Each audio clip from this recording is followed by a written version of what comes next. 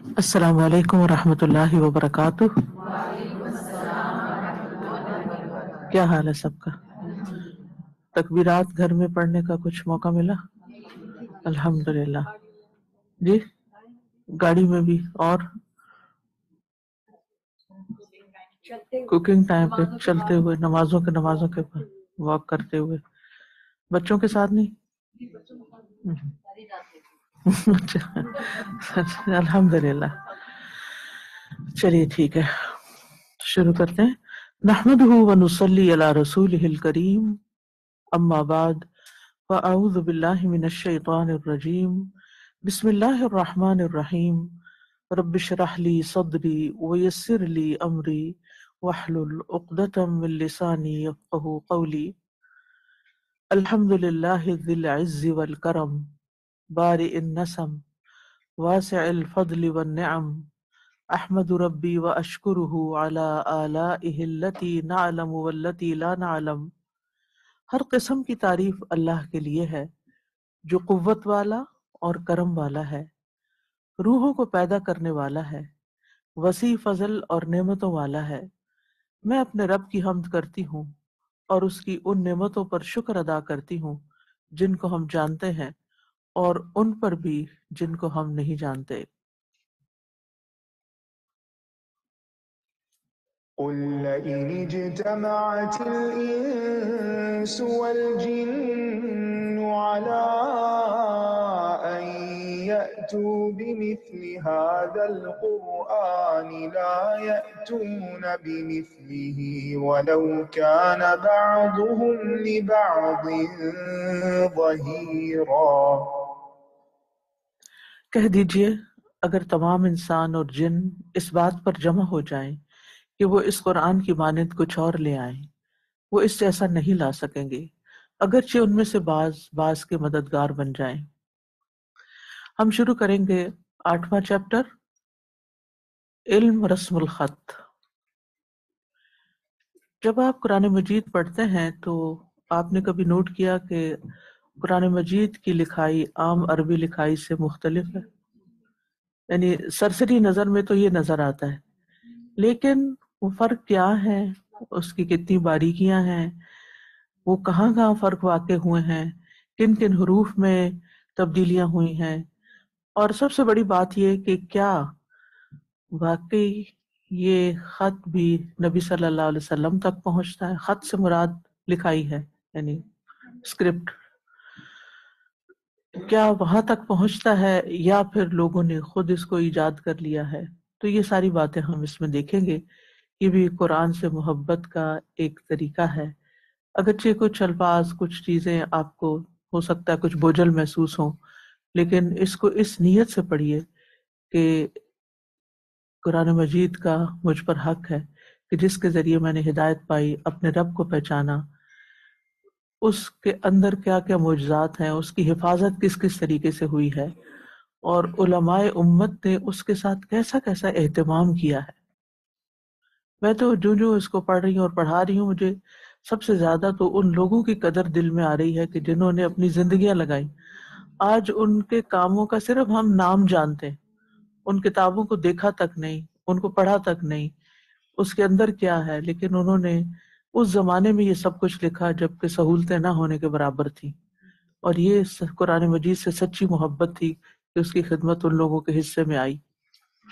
میں تو سوچ رہی تھی جو پہلی صدی میں اور دوسری صدی میں جو لوگوں نے لکھا تو مجھے تفاصیر کو نکال کے کم سے کم تھوڑا سا دیکھا جائے یا مقدمہ پڑھا جائے جی، کہ جیسے کیا کچھ کام کیا، اس سیٹ کو فل کریں۔ باب نمبر 8، علم رسم الخط، صفحہ نمبر 167۔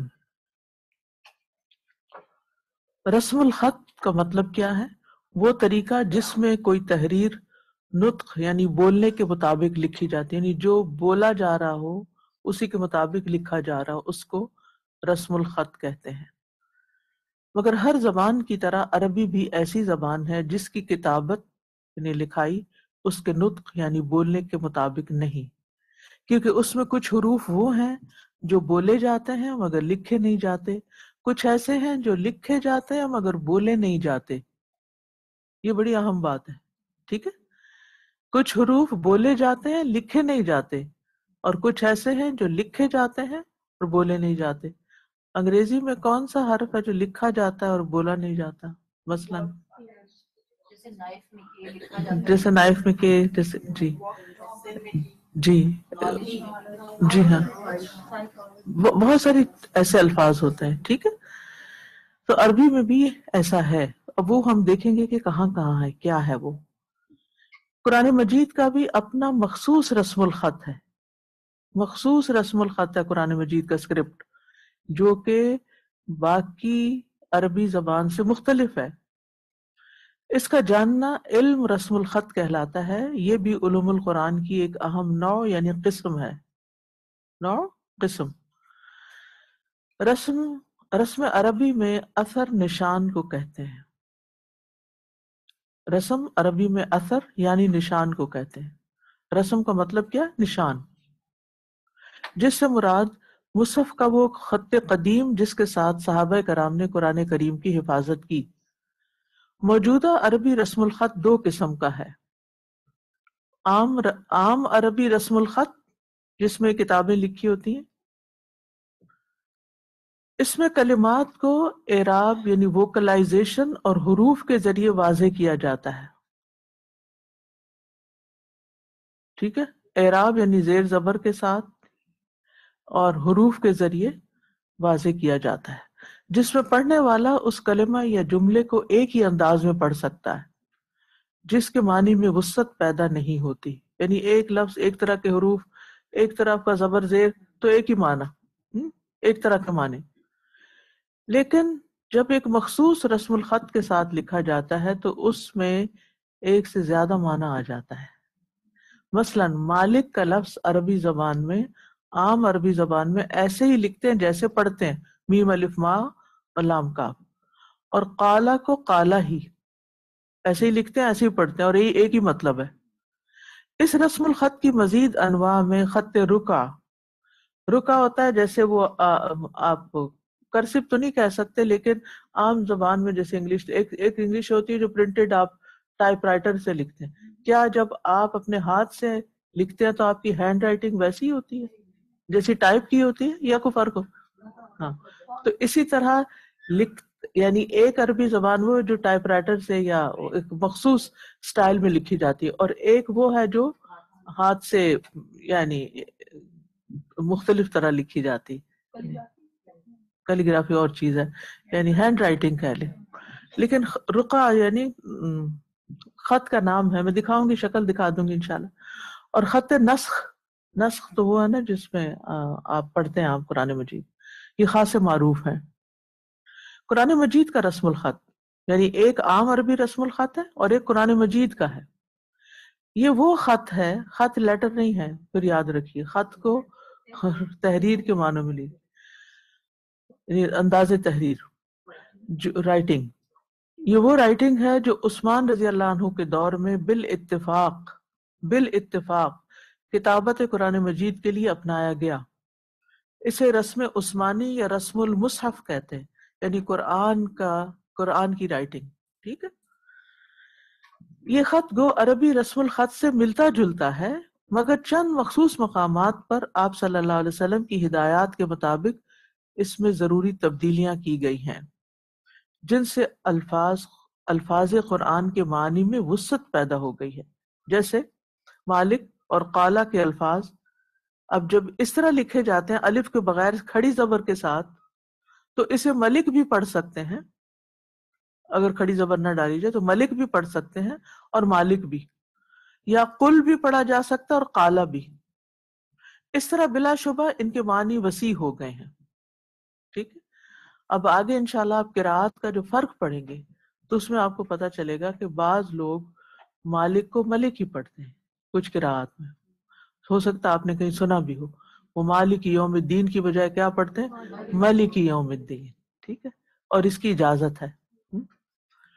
ان خصوصیات کی بنا پر قرآن کریم لکھتے وقت اس رسم الخط کا انتخاب کیا گیا، چونکہ عثمان رضی اللہ عنہ نے یہ زور دیا کہ رسم الخط وہی اختیار کیا جائے جس کی طرف آپ صلی اللہ علیہ وسلم نے رہنمائی فرمائی تھی. ٹھیک ہے، یعنی اسے رسم عثمانی کیوں کہا گیا؟ کیونکہ انہوں نے ہی اس پہ بہت زور دیا تھا کہ لکھنے کا طریقہ بھی وہی ہوگا جس کی رہنمائی ہمیں آپ سے ملی تھی. اس خط کا فائدہ یہ ہوا کہ لکھے ہوئے قرآن مجید کو پڑھنا اور سمجھنا آسان ہو گیا. الفاظ کو مختلف انداز میں لکھنے اور پھر پڑھنے سے نص قرآن کی ادائیگی میں وسعت پیدا ہوگی. نص ہوتا ہے ٹیکسٹ، یعنی اس کی ادائیگی میں بھی، یعنی بولنے میں بھی اور معنی میں بھی وسعت پیدا ہوگی. وسعت کا کیا معنی ہے؟ ایکسپینشن ہو گئی. اور اختلاف اور غلطی کا امکان ختم ہو گیا. یعنی کسی نے یہ نہیں کہا تم نے غلط پڑھا، تو وہی نہیں کہہ سکتا تم نے غلط پڑھا. نہیں، دونوں کی دلیل ہے. قرآن علماء کے سینوں میں محفوظ تھا جو دوسرے سے بالمشافہہ ہوتا آمنے سامنے بیٹھ کے، سندن یعنی پوری چین کے ساتھ اخذ کیا کرتے تھے. اس لیے قرات میں اختلاف بھی ممکن نہ رہا. عربی رسم اور رسم عثمانی کا فرق اور قاعدے، علماء نے ان دونوں خطوط میں بظاہر اختلاف یا فرق سے 6 قواعد اخذ کیے ہیں. دونوں خطوط کون سے دونوں؟ عربی رسم الخط اور عثمانی رسم الخط. ان دونوں کے اندر فرق کیا ہے؟ اس میں 6 اصول ہیں، 6 قاعدے ہیں. پہلا قاعدہ حذف. حذف کس کو کہتے ہیں؟ محذوف کس کو کہتے ہیں؟ omit کر دیا گیا، omitted. ٹھیک ہے، یعنی کچھ omit کر دینا. رسم عثمانی میں 5 حروف کو بعض مقامات پر حذف کر دیا گیا ہے، جبکہ عام عربی رسم الخط میں یہ حروف موجود ہیں. وہ 5 حرف کون سے ہیں؟ الف، واو، یا، لام اور نون. ٹھیک ہے، کہیں آپ کو الف نہیں ملے گا، کہیں واو نہیں، کہیں یا نہیں، کہیں لام نہیں، کہیں نون نہیں. نمبر 1، حذف الالف، یعنی الف کہاں حذف ہوا ہے؟ omit ہوا ہے. رسم عثمانی میں 3 وجوہات کی بنا پر، 3 وجوہ کی بنا پر الف کو حذف کیا گیا ہے. مثلا حذف اشارہ. حذف اشارہ، اب نام ہے، یہ ٹرمز ہیں. اشارہ کس کو کہتے ہیں؟ پوائنٹ آؤٹ کرنے کو. ٹھیک ہے، اشارہ سے مراد کہ یہاں الف کسی اور قرات میں محذوف ہے، یعنی یعنی حفص کی قرات میں نہیں. حفص ایک قاری کا نام ہے جس کی قرات ہم سب جس طرح کے پڑھتے ہیں. ٹھیک ہے، یعنی اس میں نہیں بلکہ کسی اور قرات میں وہ اس کو omit کیا گیا ہے، اس لیے وہاں بھی omitted ہے. ٹھیک ہے، جیسے مالک یوم الدین میں الف کا حذف، الف ہٹا دیا گیا، omit کر دیا گیا. کیوں؟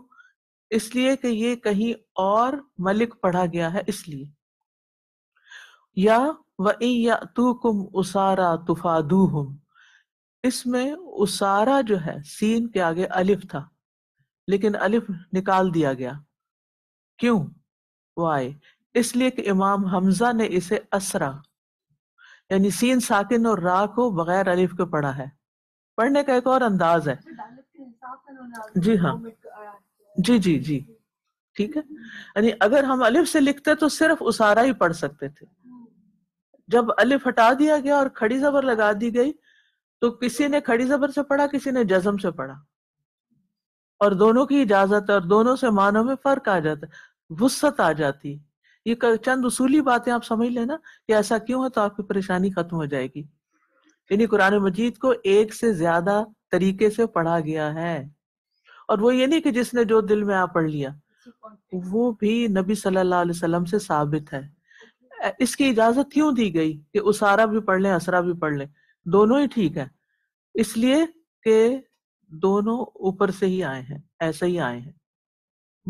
اور 2 طرح سے کیوں؟ تاکہ دونوں طرح سے بات زیادہ سمجھ میں آتی. یعنی قرآن مجید ایک چھوٹی کتاب ہے ریلیٹیولی دیکھا جائے، جتنا کچھ اس کے اندر ہے. اگر یہ ساری باتیں الگ الگ پھیلا دی جاتی تو یہ پھر بہت بڑی کتاب بن جاتی. سمجھانے کے لیے، ڈفرینٹ چیزیں سمجھانے کے لیے ایک ہی لفظ کے اندر دونوں چیزیں سمو دی گئی ہیں. جی جی بالکل معنی میں. اسرا کا مطلب ہے قیدی، اور اسارا ایک اور وزن پہ قیدی. کانٹیکسٹ ایک ہی ہے، میننگ نہیں بدلتا، صرف یہ ہے کہ تھوڑا سا اس میں ڈیپتھ آ جاتی ہے. یعنی جیسے ایک لفظ کی جگہ دو، جیسے سینونیمز ہوتے ہیں نا، مثال کے طور پہ سم ٹائم سینونیمز ہوتے ہیں. اب وہ کیا ہوتا ہے کہ سینونیم جو ہے تو لفظ بھی بدل جاتا ہے، لیکن یہاں لفظ نہیں بدلتا، صرف اعراب بدلتے ہیں. کہیں الف ڈال دیا جاتا ہے، کہیں الف ہٹا دیا جاتا ہے. ٹھیک ہے، تھوڑا سا مشکل ہوگا، لیکن یہ بہت، اگر آپ سمجھ جائیں تو یہ آپ کو ایک نئی چیز پتہ چل رہی ہے، اور قرآن کی ایک اور بیوٹی آپ کے سامنے آ رہی ہے، اور اس کا معجزہ. کسی اور کے کلام میں ایسا نہیں ہوتا کہ آپ کوئی تحریر لکھیں اور اس میں سے الف ہٹا دیں یا ڈال دیں تو معنی بہت بڑے بن جائیں گے. نہیں، ایسا نہیں. یہ قرآن ہی کے اندر یہ وسعت ہے. یا تفادوہم میں الف کو گرا کر تفدوہم. تفادو کون سا باب ہے؟ مفعال. ماشاءاللہ، اب تو سمجھ آ گیا آپ. تو ٹھیک ہے، اس میں کیا پایا جاتا ہے؟ ثلاثی مزید میں اگر کوئی لفظ ثلاثی مزید میں لکھا تو کیا چیز آتی ہے اس میں؟ معنی میں کیا ہوتا ہے؟ اضافہ، مبالغہ. اگر آپ اچھا ایکسکیوز ہے، نہیں پڑھا تو کوئی بات نہیں، اب مجھے ساتھ گرامر بھی پڑھانی پڑے گی. تو تفادو میں یعنی کہ بیسک اصول اگر ہمیں پتا ہو نا تو قرآن میں غور و فکر زیادہ ہوتا ہے اور مزہ زیادہ آتا ہے پڑھنے میں.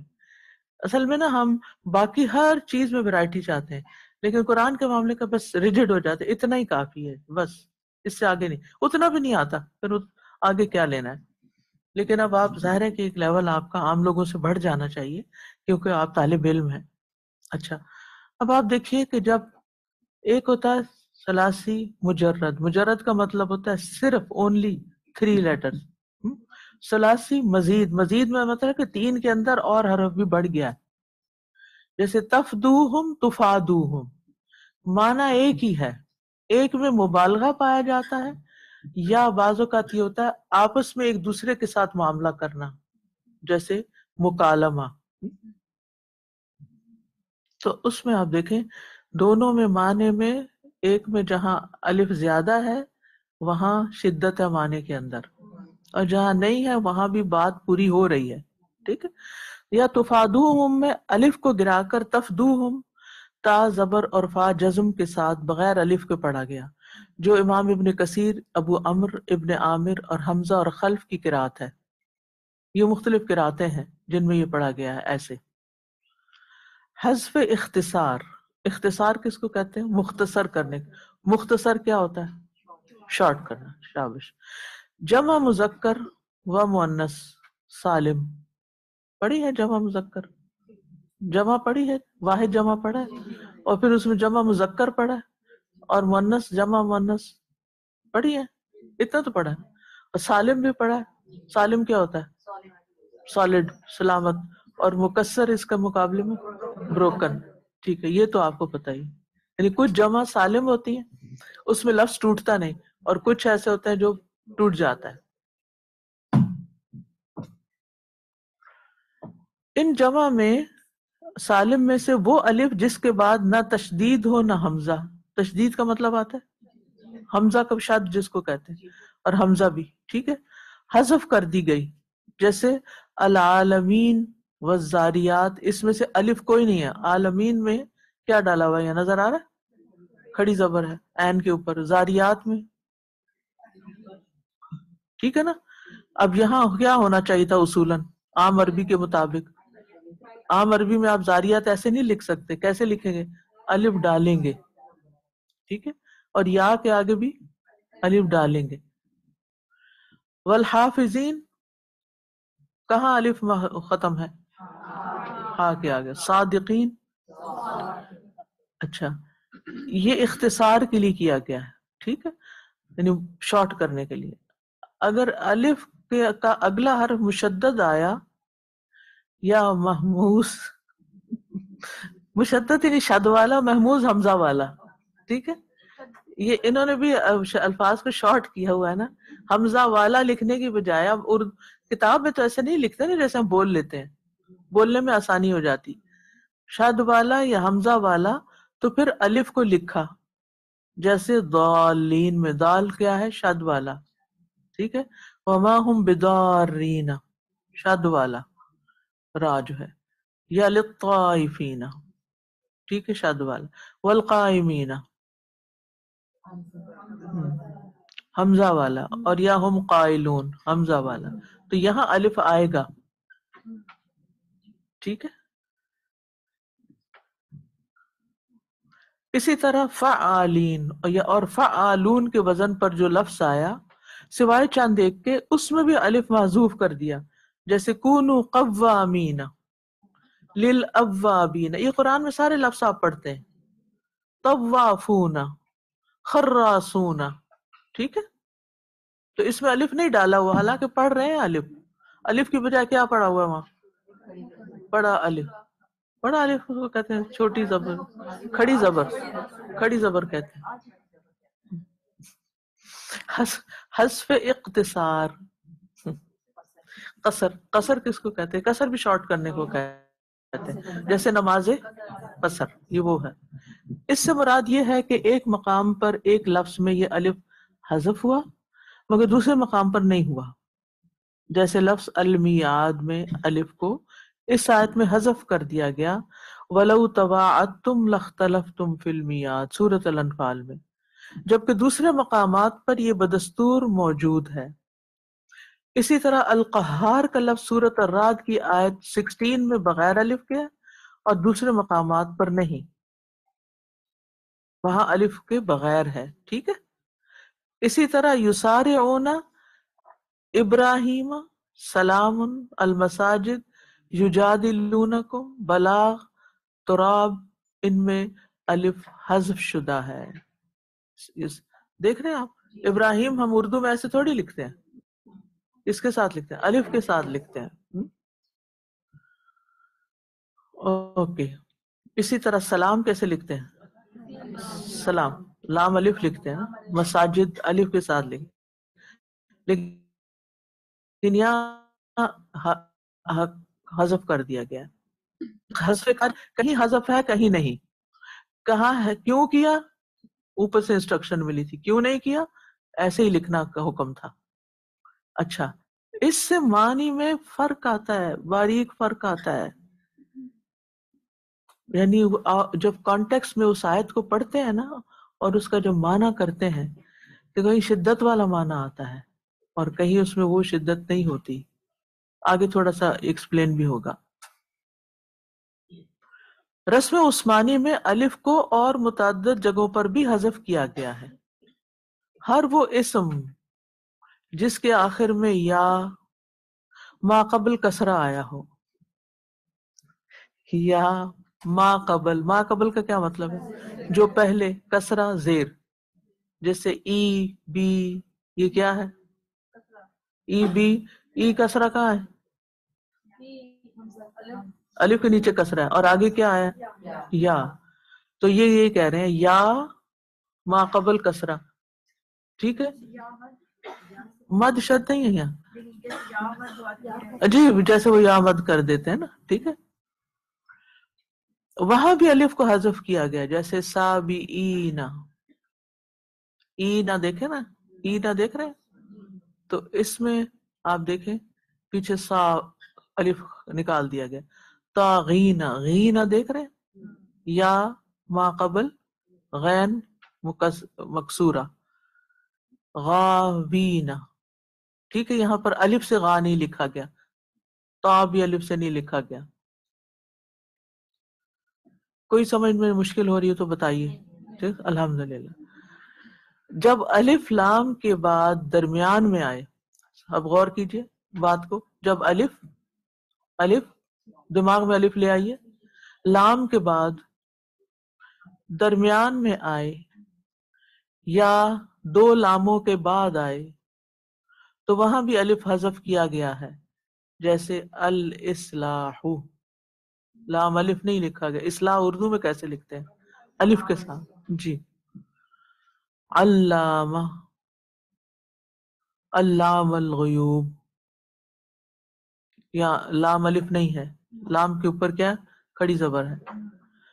دو لاموں کے درمیان الف کے حذف کی مثال الا فی ضلال، لال، لام الف لام نہیں ہے بلکہ لام کے اوپر کھڑی زبر ہے.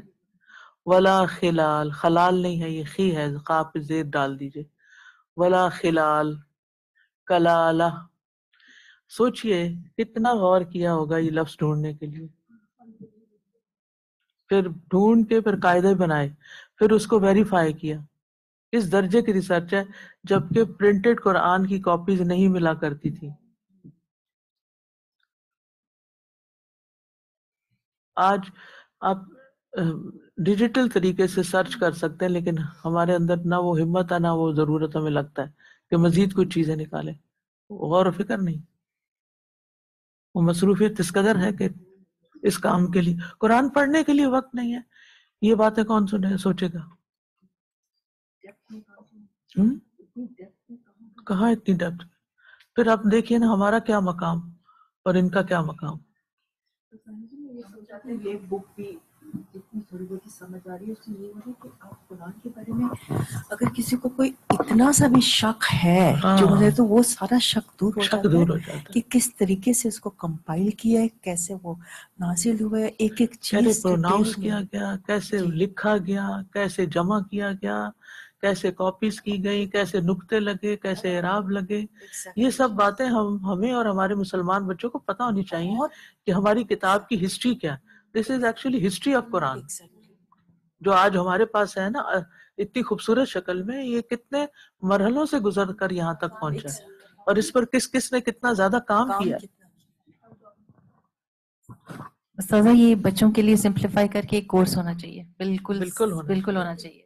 اور پھر سلائیڈز اور پریزنٹیشنز کے ساتھ وہ چیزیں ساتھ ساتھ. اب اتنا ٹائم نہیں ہوتا نا کہ میں یہاں ان حرفوں کو الگ الگ کر کے دکھاؤں آپ کو. اگر میں دکھاؤں تو اس سے آپ کی اور آسانی ہو جائے گی، یعنی بولنے کے ساتھ اگر آپ دیکھ بھی رہے ہوں لیکن ویژولز بھی ہوں. لیکن ابھی میرے پاس بھی ٹائم نہیں ہے یہ بنانے کا، اور آپ کے استاذہ پاس بھی کسی اتنا کو ٹائم نہیں. اسائن کر دیں، اور یہ جو سمر اسکول ہوتے ہیں ان میں بچے بڑے انٹرسٹ لیں بالکل اس میں. بالکل ہو سکتے ہیں، کرنا چاہیے. ہم بچوں کو بھی بس بچہ ہی بنا ہر وقت کلرنگ کرا کے ان کو 2-4 حرف لکھوا کے کہتے ہیں ہم نے سمر کورس کرا دیا.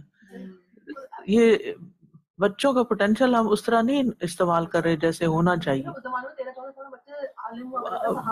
بالکل بالکل، ہر وقت انٹرٹینمنٹ، اور اسلام سکھانے کے لیے انٹرٹینمنٹ چاہیے.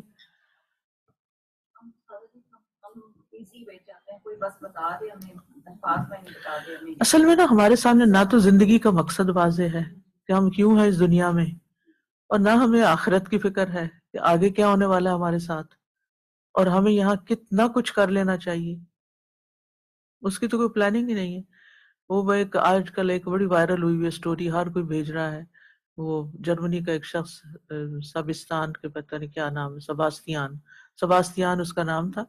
تو جرمنی میں یہ کہا گیا کہ انہوں نے دکانداروں نے آفر دی کہ 2.5 منٹ کے اندر جو چاہیں دکان سے آ کے نکال لیں. اب جب وہ آفر ہوئی تو لوگ ہپڑ دپڑ جو ہاتھ میں لگا یہ وہ اٹھا کے چلے آ رہے. لیکن جو سباستیان تھا اس نے ان 2.5-3 منٹس کے اندر پتہ نہیں کتنے $1,000 کا سامان لے لیا، 29,000 یا کتنے کا. ایگزیکٹ فگر مجھے یاد نہیں رہا کیونکہ میں نے ایسے سرسری پڑھا تھا کہ کیونکہ ہر کوئی بھیج رہا تھا. میں پڑھ کے دیکھو یہ کیا قصہ آ رہا ہے ہر وقت. تو انہوں نے پھر پوچھا اس سے کہ آخر تم نے اتنے تھوڑے منٹ میں اتنا کچھ کیسے اکٹھا کر لی؟ تو اس نے کہا کہ جس وقت یہ آفر آئی تھی تو میں نے ہر روز دکانوں کے چکر لگانے شروع کر دیے اور جائزہ لینا شروع کر دیا کہ سب سے قیمتی سامان کہاں پڑا ہے اور اس کو کیسے اٹھاؤں گا اور کیسے نکالوں گا اور 2-3 چکر کیسے لگاؤں گا دکان کے اندر جا کے نکال کے لا کے باہر رکھ پھر اندر لا کے تو کون کون سی چیزیں میں نے نکالنی یہاں سے. تو میں نے اس پہ فوکس کیا اور پھر وہی نکالی تو میں سب سے آگے نکل گیا. اور باقی لوگوں نے کچھ ضرورت کی، کوئی ٹوٹی پوٹی، کوئی کچھ، بس ایسے کچھ جو ہاتھ آئے لے لی. تو اس سے انہوں نے نتیجہ یہ نکالا ہوا تھا کہ یہ جو 10 دن ہے نا ہمارے پاس، کچھ لوگوں نے تو پلان کیا ہوا ہے کہ اس میں کیا کیا کرنا ہے اور پہلے سے پلاننگ کر رہے ہیں. اور وہ اس 10 دنوں سے پورا پورا فائدہ اٹھا رہے ہیں. اور پھر کچھ لوگ ایسے ہیں جنہیں پرواہ نہیں ہے، نہ کوئی پلاننگ ہے، بس ہیپیزلی کچھ کر لیا کچھ نہ کیا، تو اب وہ تو پھر وہ کچھ نہیں کما سکتے. تو اس کو اگر تھوڑا سا براڈر لیول پر آپ دیکھیں کہ اس دنیا میں کچھ لوگ آ کے پوری پلاننگ کے ساتھ جیتے ہیں کہ میں نے اپنے دن کے ہر منٹ ہر گھنٹے کا میں نے کرنا کیا کمانا ہے، اور کیا یہ فضول چیزوں میں اپنے وقت کو ضائع کرنا ہے یا اس سے بہتر کام کرنے ہیں.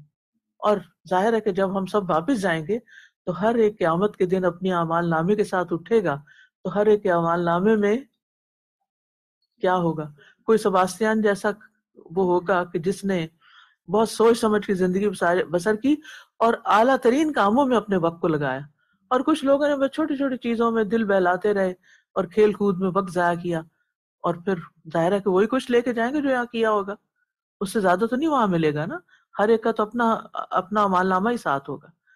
تو ہم سب کو بھی نا ہوش کے ناخن لینے چاہیے اور زندگی کو کمتر درجے کی چیزوں کے حصول کے پیچھے ضائع نہیں کرنا چاہیے کہ چھوٹی چھوٹی چیزوں کے چھوٹے چھوٹے جھگڑوں میں پڑھ کے وقت ضائع کریں، چھوٹی چھوٹی لڑائیوں میں، چھوٹے چھوٹے نقصان میں، چھوٹا ہو کہ بڑا ہو، دنیا کا ہر نقصان ہی چھوٹا ہے، چھوٹی ہو کہ بڑا غم، ہر نقصان ہی، ہر غم ہی یہاں چھوٹا ہے. غم تو اصل میں وہاں لگے گا جب وہاں حقیقت نظر آئے گی کہ انسان کو حسرت اور افسوس ہوگا.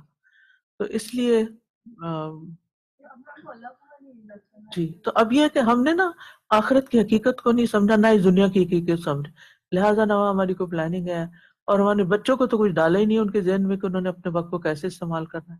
لہٰذا بس وہ جیسی رو چل رہی ہے، بس جو سامنے آ گئے. ہم چاہتے ہیں ساری عیش و عشرت بھی یہاں کر لیں، ساری انجوائمنٹ انٹرٹینمنٹ ہر چیز بس یہی انجوائے کر لیں. تو یہ نقطہ نظر ہی غلط ہے نا. اپنے اس کو ٹھیک کرنے کی ضرورت ہے کہ یہ کام کی جگہ ہے، وہ آرام کی جگہ ہے. جب تک یہ نہیں سمجھ میں آئے گا نا تو ہم آرام طلبی یہیں شروع کر دیں گے، ہر ایک سے رعایتیں ہی مانگتے رہیں گے کہ مجھے کچھ کام نہ دو، اسائنمنٹ بہت آسان دو تاکہ بس ایسے آنکھیں بند کر کے حل ہو جائے، مجھے پڑھنا نہ پڑے دوبارہ. نہیں، اچھا دیکھتے ہیں.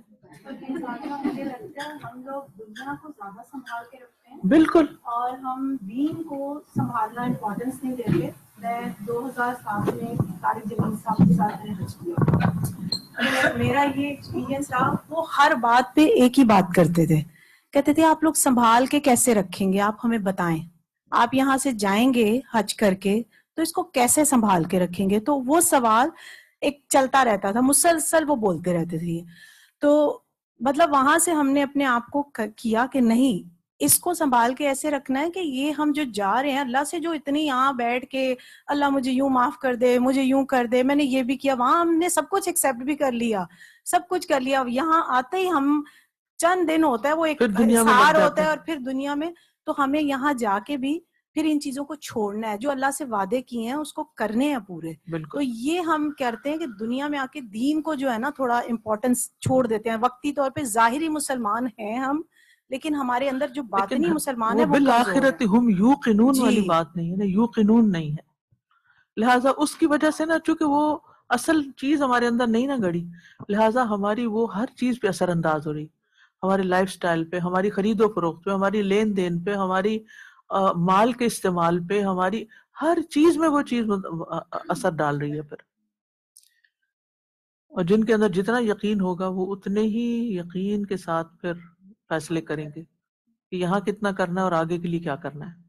اب رمضان کا ذو الحج کا مہینہ ہے، ظاہر عام دنوں کے مقابلے میں صدقات اور ہر چیز زیادہ ہو جاتی، تو ہم نے کیا پلاننگ کی ہے کہ اس وقت میں کیا کرنا ہے. رمضان میں تو پھر ہم اپنی ہر چیز کا جائزہ لیتے ہیں اور نکالتے ہیں چیزیں، اور ابھی تو ان دنوں کا تو ہوش ہی نہیں ہوتا. آج ہی میں ایک فتویٰ پڑھی تھی ابن عثیمین کا کہ رمضان میں پڑھے گئے 2 نفل کا ثواب زیادہ ہے یا ان دنوں میں پڑھے گئے 2 نفل کا ثواب زیادہ ہے. تو آپ کیا کہتے ہیں؟ ان دنوں میں. اب رمضان میں ہم تراویح بھی لمبی لمبی پڑھ لیتے ہیں، ٹھیک ہے، آخری راتوں کا قیام تو افضل ہے ہی، اور اس میں لیلۃ القدر ہے تو 80 سال سے بھی زیادہ کی عبادت کا اجر ہے. لیکن یہ دن بھی کچھ کم اجر والے نہیں ہیں، مگر ان دنوں کو ہماری عوام بالکل لائٹ لیتی ہے اور اس میں ہم توجہ نہیں کرتے.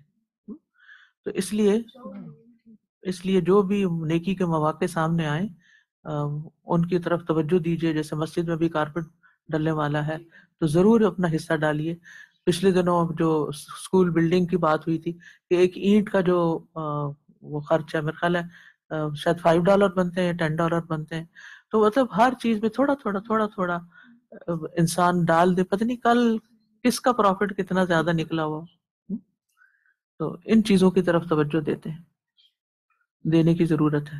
2 نفل ہر نماز کے ساتھ بڑھا لیں، جیسے مغرب ہے، عشاء ہے، ظہر ہے، کتنا وقت ہے، بس ایسے مارے بندے فارض پڑھ کے اٹھ بھاگتے ہیں. ٹھیک ہے، اگر آپ کو جلدی بھی جانا ہے، راستے میں گاڑی میں پڑھ لیں، گھر پہنچ کے پڑھ لیں، کہیں پڑھ لیں، تھوڑی سی توجہ تو دیں. کیا پتا اللہ تعالیٰ اس کی برکت سے ہمیں باقی زندگی میں بھی ان نوافل کو قائم رکھنے کی توفیق دے دے.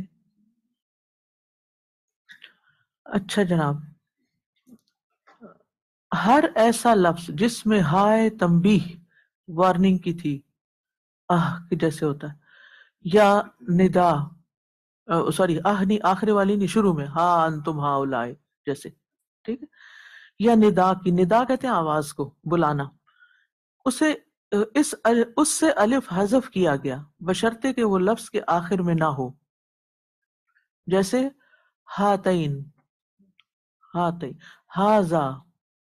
اب یہ جو ہاذا ہے نا، اس میں ہا تنبیہ کی ہے، ہاؤلائے، ہاں انتم، ورنہ انتم لفظ تو الگ ہی ہے، ہاں انتم. جبکہ ہا کے ساتھ موجود الف انتم اور الائی کا اپنا ہے، اپنا معنی ہے، معنی لفظ نکل گیا. اسی طرح الف کا حذف یا ایہا کی یا سے، یا ایہا، اور اس کو یوں لکھا گیا یا ایہا الناسو. اسی طرح یا نساء النبی. اب آپ دیکھ رہے ہیں یا کی الف مسنگ ہے، الف یا کی. ایہا کی وہ الف ہے جس کو ہم یا بنائے ہوئے ہیں. کبھی اور کیا اس پہ آپ نے؟ وہ تو ایسے ہی لگتا ہے نا پڑھنے میں، جیسے ایسے یہ یا اسی کی ہے، یہ اس کی نہیں ہے، اس کا الف تو ہے ہی نہیں، یہاں صرف کھڑی زبر ڈلی ہوئی ہے. یا نساء النبی، یا آدم، یا ابراہیم. اب اس میں آدم کا الف ہے، یہ ابراہیم کا الف ہے، یا کا الف کوئی نہیں ہے یہاں. وغیرہ میں حرف ندا کو بھی بغیر الف کے لکھا گیا. نمبر 2، یہ تھے الف کہاں کہاں حذف ہوا ہے. یہ اب اوپر کے ساری باتیں اس کے متعلق تھی. سب سے اوپر میں نے آپ کو بتایا نا کہ 5 حروف جو ہیں، علماء نے تحقیق کر کے، پڑھ کے، ریسرچ کر کے بتایا کہ 5 حروف جو ہیں ان کی کمی بیشی ہوتی ہے. تو ان میں سب سے پہلے انہوں نے الف کو لیا. اب یا کو دیکھیں گے اسی پیٹرن پہ. الف کی طرح یا بھی متعدد مقامات پر حذف کی گئی ہے. مثلا متصل یا المتکلم کو ان کلمات سے حذف کیا گیا ہے. متصل کیا مطلب ہوتا ہے؟ جڑا ہوا. یا متکلم کون سی ہوتی ہے؟ مضارع کی گردان پڑھی ہے کہ نہیں ابھی؟ نہیں پڑھی، اوکے. اچھا، ضمیریں تو پڑھی ہے نا، ضمیر متصل اور ضمیر منفصل. ضمیر متصل میں کیا ہوتا ہے؟ آخری حرف کے ساتھ یا لگی ہوئی ہوتی ہے نا، ٹھیک ہے. جیسے کتاب بھی، کیا ہے یہ کون سا، یا کون سی ہے یہاں جڑی بھی ہے نا. تو یہ کیا ہے؟ یا متکلم کی ہے. کتاب، متکلم کہتے ہیں بولنے والے کو جو کلام کر رہا ہے. متکلم جو کلام کر رہا ہے، فرسٹ پرسن، ٹھیک ہے. تو اس کی یا نا آپ نے پڑھا ہوگا، جو ضمیر متصل کی گردان ہوتی ہے، ٹھیک ہے. یا تو کتابی، میری کتاب، یہ یا متکلم ہے. تو جب اس کو حذف کر دیا جاتا ہے اور صرف زیر رکھ دی جاتی ہے، تو یہ یا حذف کرنے والے قاعدوں میں آ جائے گا، ٹھیک ہے. جیسے اطیعونی، اصل میں اطیعونی تھا، میری اطاعت کرو.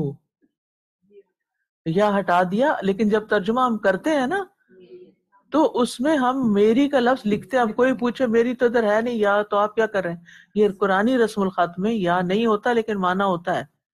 نون کی زیر بتاتی ہے یہاں، تعبدونی، ٹھیک ہے.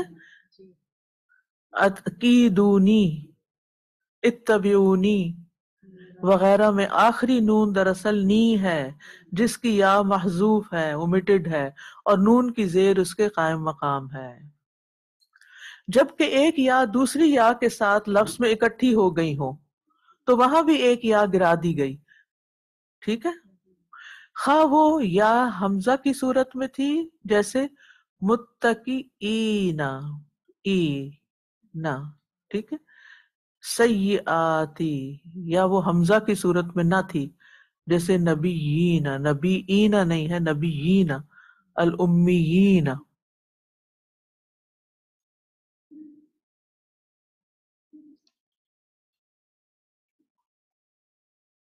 سمجھ آ گئی؟ یعنی یہاں پر متقی ای یہاں جو حمزہ کے زیر کی وجہ سے آ رہی ہے نا، ای کی آواز اور پھر یا ہے، تو ایک یا لکھی ہوئی ہے، ایک ہٹا دی گئی ہے.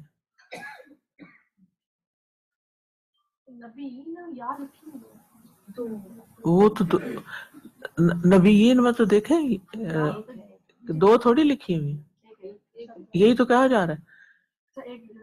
آپ بولے ذرا، آپ پہلے بولے نبیین، یینا، یہ کہاں ہے دوسری یا نہیں ہے نا، یہی بتایا جا رہا ہے. ہاں ایک نہیں ہے، ٹھیک ہے.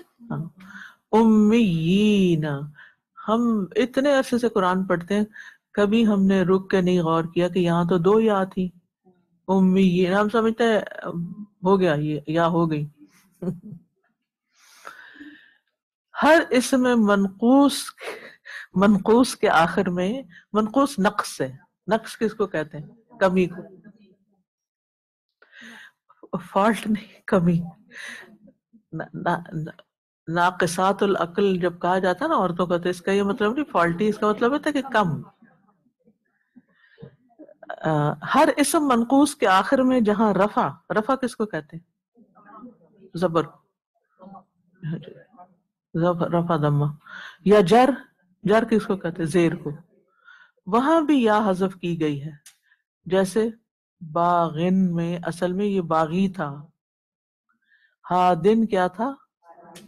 والن والی، واقن واقی، الداعی داعی، والبادی. ٹھیک ہے، تو یہاں کمی کر دی گئی ہے نا یا کی. اسم منقوص اس کو کہتے ہیں.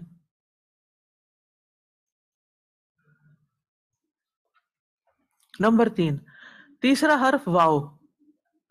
واو کو بھی متعدد مقامات پر حذف کیا گیا، جیسے اوپر کے 2 حرف ہیں الف اور یا کو. جب ایک واو دوسری واو کے ساتھ ایک ہی کلمہ میں جمع ہو جائے تو وہاں ایک واو گرا دی گئی، خواہ وہ حمزہ کی صورت میں تھی جیسے مسئولا، او. یہ اصل میں جو او ہے نا حمزہ کا، اس میں بھی ایک واو تھی نا. ٹھیک ہے. ولا یؤدیہ تؤویہ، یا وہ حمزہ کے بغیر تھی جیسے داوودا، تو واو پہ پیش ہو اور ایک واو اور آنا چاہیے، تو اس کو ہم نے کس سے ریپلیس کر دیا؟ الٹی پیش سے. ولا تلوونا، یہ بھی اصل میں کیا تھا؟ واو اور واو، 2 واو تھی، ایک ہٹا دی گئی. لا یستوونا، یعنی واو اگر الٹی پیش وہ جو ایسے الٹا ہوتا ہے نا وہ ہٹا دیا جائے اور سیدھی پیش ڈالی جائے تو ایک واو آپ کو اور لگانی پڑے گی. تو ایک واو وہ لگانے کی بجائے اس کو سمپلیفائی کر کے الٹا پیش کر دیا گیا. غور نہیں کیا نا؟ جی ہاں. واو کو لفظ پر بوجھ سمجھ کر حذف کر دیا گیا، واو کو لفظ پر بوجھ سمجھ کر حذف کر دیا گیا کیونکہ اس کا پڑھنا بھی ممکن نہ تھا. ٹھیک، جیسے یدعو الداعی وَيَمْحُ اللَّهُ الْبَاطِلَ، سند الزبانیہ، ان میں واو حذف ہوئی ہے. کہاں سے یہ بتائیے ذرا؟ یدعو کے بعد واو، یدعو تھا، یمحو تھا، سندعو. ٹھیک ہے، تو اب کیا کیا گیا؟ ان میں واو ہٹا دی گئی کیونکہ پڑھنے میں بوجھل تھی. یدعو الداعی، اگر آپ کو یوں پڑھنا پڑے یدعو الداعی کیسے پڑھیں گے؟ مشکل ہے. نمبر 4 حذف اللام. 5 الفاظ خواہ وہ مفرد تھے یا تثنیہ. تثنیہ کس کو کہتے ہیں؟ ڈوئل کو. اور جمع. ان میں اس لام کو حذف کر دیا گیا جو دوسری لام کے ساتھ آیا. یہ 5 الفاظ ہیں. اللیل، عام طور پہ اگر عربی زبان میں اللیل لکھتے ہیں تو 2 لام کے ساتھ لکھتے ہیں. اللیل، سمجھ آئی؟ اللائی، لیکن یہاں اللائی لام پہ شد ڈال دیا گیا. 2 لام ایک شد کے نیچے اکٹھے کر دیے گئے ہیں. لیکن اس میں آپ دیکھیں نا جہاں اکٹھا کیا گیا حروف کو وہاں اشارے بھی ڈالے گئے نا، پھر اعراب بھی ڈالے گئے. اللتی، اللتی تھا یہ. اللاتی، اللاتی تھا. الذی تھا. الذین کتنا زیادہ ہم پڑھتے ہیں. تو یہ دو لام کے ساتھ تھا. ان 5 الفاظ کے علاوہ باقی میں لام کو رہنے دیا گیا. سبحان اللہ. جیسے اللطیف، اللوامہ، اللؤلؤ اور اللہم. حالانکہ اللہم میں ہم پڑھتے دوسرے لام کو ہی ہیں، پہلا کو نہیں پڑھتے. اللہم تھوڑی پڑھتے ہیں، اللہم ہی پڑھتے، لیکن لام ہے. قرآن معجزہ ہے، اور معجزہ کہتے ہیں عاجز کر دینے والا. یعنی کسی انسان کی عقل سے یہ نہیں لکھا گیا، یہ اللہ کی طرف سے آیا کہ ایسا کرو. نمبر 5 حذف النون. 2 مقامات پر نون کو حذف کیا گیا جو فنجی من نشاء وکذالک ننجی المؤمنین. ننجی ہے، یہ چھوٹی نون پڑی ہوتی ہے نا، چھوٹی نون نون جی کے لیے، تو پراپر نون نہیں ڈالا، 2 نون نہیں ڈالے، بلکہ اوپر چھوٹا سا ایسے، اس کو کیا بولتے ہیں مریم؟ نون کتنی. ہاں، عربی میں تو کتنی شتنی نہیں کہتے، لیکن یہ کہ اردو میں کہتے ہیں. جی ہاں. ہاں جی. اب دوسرا قاعدہ لکھنے کا، یہ تو سارے تھے کم کرنے کے، اب کچھ ہیں ایڈیشنز. ٹھیک ہے. الزیادہ، اضافہ. کلمہ میں کسی حرف کا حقیقی اضافہ اس طرح ہوا کہ اسے نہ ملا کر پڑھا جا سکے اور نہ اس پر وقف ہو سکے. کبھی بعض حروف میں یہ اضافہ غیر حقیقی بھی ہوتا ہے، پھر وقف میں وہ پڑھا بھی جاتا ہے. جیسے لاکن کے لفظ میں الف کا اضافہ. پڑھتے کیسے ہیں اس کو؟ لاکن نہ پڑھتے ہیں؟ نہیں، لاکن هو اللہ ربی.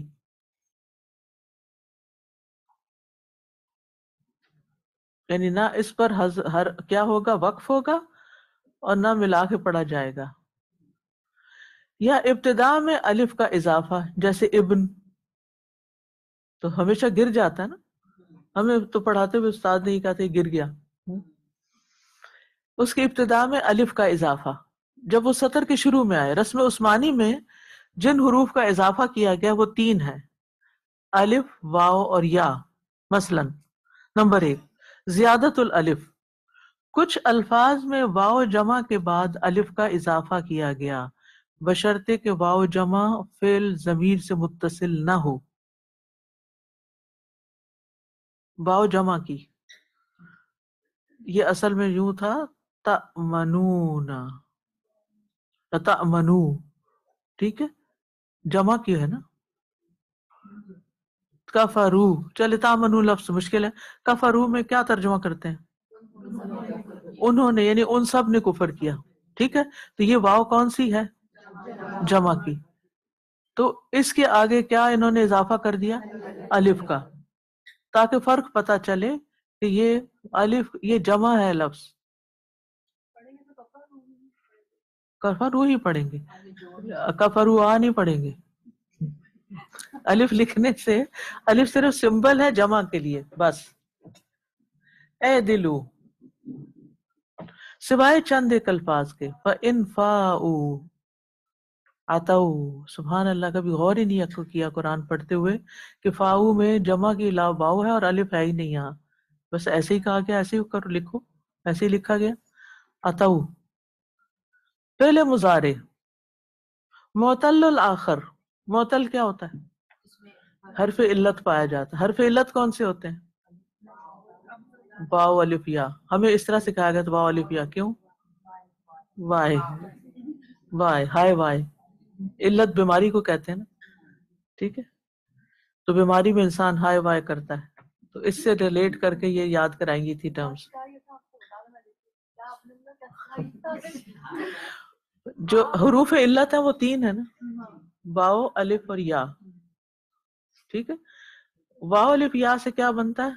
وائے. وہ انگریزی والا نہیں، عربوں والا وائے. ہم کہتے ہیں نا ہائے، ہم کہتے ہیں نا ہائے. کب کہتے ہیں ہائے؟ جب بیمار ہو. وہ کہتے ہیں وائے، ٹھیک ہے؟ تو اس سے یعنی بیماری کی حالت میں جو ہائے وائے بولتے ہیں، اس سے ان حروف کا نام حروف علت پڑا، ٹھیک ہے؟ بیمار حروف ہیں. اور جب یہ کسی فعل کے اوپر آتے ہیں نا تو اس کو بھی بیمار کر دیتے ہیں، کیونکہ اس کے پڑھنے میں بھی بعض کا دقت ہوتی ہے ہمیں. اس کے جو روٹس نکالنے ہوتے ہیں نا، اس میں بھی مشکل پیش آتی ہے. ہاں، کیونکہ وہ پھر حروف علت آ گئے ہیں بیچ میں، تو علت پڑ گئی ہے بیچ میں. ہاں ہاں، علیل کہتے ہیں نا اردو میں. ہائی اردو میں علیل کہتے ہیں، علالت کے باعث، عین کے ساتھ علیل. اچھا جناب، تو فعل مضارع معتل الاخر میں واو اصلی کے بعد الف کا اضافہ مرفوع یا منصوب واو کے بعد کیا گیا. یدعو، لیربو، نبلو، سوائے ایک جگہ کے جو عسى اللہ ان یعفو ہے، اس میں الف حذف کر دی گئی، اس میں یعفو نہیں پڑھا گیا. جمع مذکر سالم میں جو واو علامت رفع ہے، جمع، امیجن کریں جمع مذکر سالم جو واو علامت رفع ہے، جیسے مسلمون ہے نا، اس کے بعد الف کا اضافہ بھی کیا گیا. یعنی یہ اضافے والی باتیں ہو رہی ہیں نا اب. جو واو مذکر سالم کے قائم مقام آئی ہے، اس کا نون حذف کر کے وہاں الف کا اضافہ کر دیا گیا. جیسے مرسلون تھا تو مرسلو کہا گیا، نون کہا گیا، ہٹا دیا گیا، ٹھیک ہے؟ اور اس کی جگہ الف لگا دیا گیا. یہ حذف کی علامت بتا دی گئی نا کہ نون حذف ہے یہاں، ٹھیک ہے؟ مرسل الناقتی کاشف العذابی، اصل میں کیا تھا؟ کاشفون العذابی، تو نون ہٹا دیا گیا. مشکل ہوتا نا پڑھنا، یعنی قرآن مجید کے پڑھنے میں بھی رعایت رکھی گئی اور ایکسٹرا حروف کا آلٹرنیٹ بتایا گیا. سال النار، ہاں بالکل، اصل میں سالون النار تھا. تو اب اگر ہم یوں پڑھا پہ سالون النار، کیسے عجیب سب زبان پہ نہ چڑھتا. تو اس لیے قرآن مجید کا جیسے ترجمہ بھی آپ نے کرنا ہو نا، تو اس میں بھی یہ چیز بول کے دیکھیں کہ کوئی منہ پہ اردو کے الفاظ بھی اٹک تو نہیں رہے، روانی ہے ان میں، کیونکہ ورنہ وہ تاثیر نہیں آتی، ٹھیک ہے؟ عام زبان میں بھی. تو یہاں تو مسئلہ ہی حل کر دیا گیا کہ اس کا قاعدہ ہی بن گیا. اسی طرح بعض مقامات پر الف کا اضافہ بغیر کسی قاعدے کے کیا گیا، واللہ عالم کیوں کیا گیا. عالیہم ثیاب سندس، علیہم تھا نا، اس کو کیسے پڑھا جاتا ہے؟ عالیہم. لشیئن مئتن، یہاں الف کی ضرورت نہیں ہے، لیکن پڑھنے میں تو نہیں ہم پڑھ رہے. لَإِلَى لا الہ نہیں، معنی الٹا ہو جائے گا. ملئہ، ملأ کا لفظ کتنی دفعہ پڑھتے ہیں؟ ملائی نہیں پڑھتے اس کو.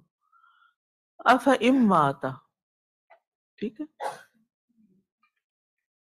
نون حذف ہے یہاں وغیرہ، جو دراصل علیہم لشیئن مئۃ لإلی اللہ ملئہ اور افئن مات تھے.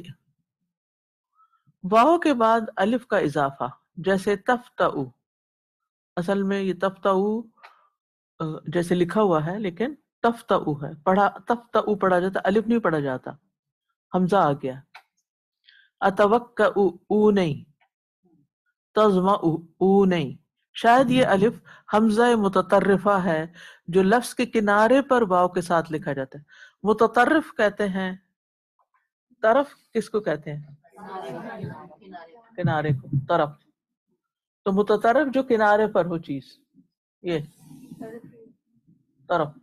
طرف ای النہار کس کو کہتے ہیں؟ دن کے دو کنارے، وہ کون سے ہیں؟ صبح شام. ٹھیک، شام سے پہلے جیسے عصر کا وقت. ٹھیک. اچھا، طرف طرف اس کو بھی طرف کہتے ہیں. ان العیون التی فی طرفها حور، عربی میں ایک شعر ہے، وہ آنکھیں جس کے کناروں میں سفیدی ہے، یعنی بیچ میں تو پتلی ہے نا، تو یعنی سفید بہت سفید ہے اور کالا بہت کالا ہے. یہ شاعر اپنی محبوبہ کی خوبصورتی بیان کر رہا ہے. ان العیون التی فی طرفها حور، یعنی کہ آنکھیں، کچھ لوگوں کی آنکھیں ہوتی ہیں نا پیلی پیلی ہوتی ہیں، کچھ لوگوں کی آنکھیں ان کی سفیدی نہیں دکھتی ہے اور لال لال ڈورے بہت ہوتے ہیں. تو وہ یہ کہنا چاہتا ہے کہ بہت خوبصورت آنکھیں. چلے اس بہانے آپ کو شعر سننا مل گیا. لیکن هو اللہ والظنون، لیکن نہ نہیں پڑھیں گے اس کو، اوپر دیکھیں گول سا، هو اللہ والظنون، والظنون نہ نہیں پڑھیں گے. اچھا جی ٹائم ہو گیا. اچھا جی تیسرے قاعدے تک ہم تو ختم کریں نا ایٹ لیسٹ. نمبر 2، زیادت الیا. رسم عثمانی میں یا کا اضافہ دو طرح سے کیا گیا ہے. جس لفظ میں حمزہ مکسورہ تھا، مکسورہ کس کو کہتے ہیں؟ زیر والا تھا، خواہ اس سے پہلے الف ہی کیوں نہ آئی ہو، وہاں یا کا اضافہ کیا گیا. جیسے من ورائی حجاب، حمزہ کے یا کے بغیر بھی یہاں حمزہ لگ سکتا تھا. من تلقاء نفسی، ٹھیک ہے، ایتائی وغیرہ میں یا الف آئی ہو، جیسے افا اماتا. وہ لفظ جس میں نہ حمزہ مکسورہ تھا اور نہ ہی الف، وہاں بھی یا کا اضافہ اسی نوعیت کے دو کلموں میں کیا گیا، جیسے بِأَيِّكُمْ و بِأَيْدٍ. اب بِأَيِّ نہیں پڑھا جائے گا اور بِأَيْدِ نہیں پڑھا جائے گا، سنگل سنگل یا پڑھی جائے گی، یا کے اضافے ہوئے میں. زیادت الواو، الف اور یا کی طرح چار الفاظ یا اولل، اولل، الائی، الاتی میں واو کا اضافہ بالاتفاق کیا گیا. اگر واو نہ بھی پڑھی نہیں جائے گی. اولل میں کہاں پڑھی جاتی؟ اولل تو نہیں پڑھتے ہم، یا اولل الباب تو نہیں پڑھتے، کیا پڑھتے ہیں؟ اولل الباب. تو واو نہیں پڑھی جا رہی، لیکن اضافہ لکھنے میں ہے کیونکہ ہم لکھنے سے متعلق باتیں پڑھ رہے ہیں. اور اس کے بعد انشاءاللہ ہم قراءت کے فرق پڑھیں گے نیکسٹ چیپٹر میں. اور سأریکم، اوریکم نہیں ہے، ولا اسلبنکم، اسلبنکم نہیں، میں واو کے اضافے پر اختلاف کیا گیا ہے. پہلے میں واو کا اضافہ راجح کہا گیا، دوسرے میں عملاً اس کا اضافہ نہیں کیا گیا. اسلبنہ میں واو نہیں ڈالی گئی، اور اریکم کیونکہ اس میں علماء کا اختلاف ہے. چلیے، اور اس میں پہلے میں واو کا اضافہ راجح اور دوسرے میں عملاً اس کا اضافہ نہیں. الحمدللہ تیسرے قاعدے تک ہم پہنچ گئے ہیں. آج میں نے سوچا تھا چیپٹر پورا کروں گی، میں اس نیت سے آئی تھی. چلے الحمدللہ جو بھی اللہ سکھا دے. سبحانک اللہم و بحمدک، اشہد ان لا الہ الا انت، استغفرک و اتوب الیک. السلام علیکم ورحمۃ اللہ وبرکاتہ. يا أيها الناس قد جاءكم برهان من ربكم وأنزلنا إليكم نورا مبينا فأما الذين آمنوا بالله واعتصموا به فسيدخلهم في رحمة منه وفضل ويهديهم إليه صراطا مستقيما.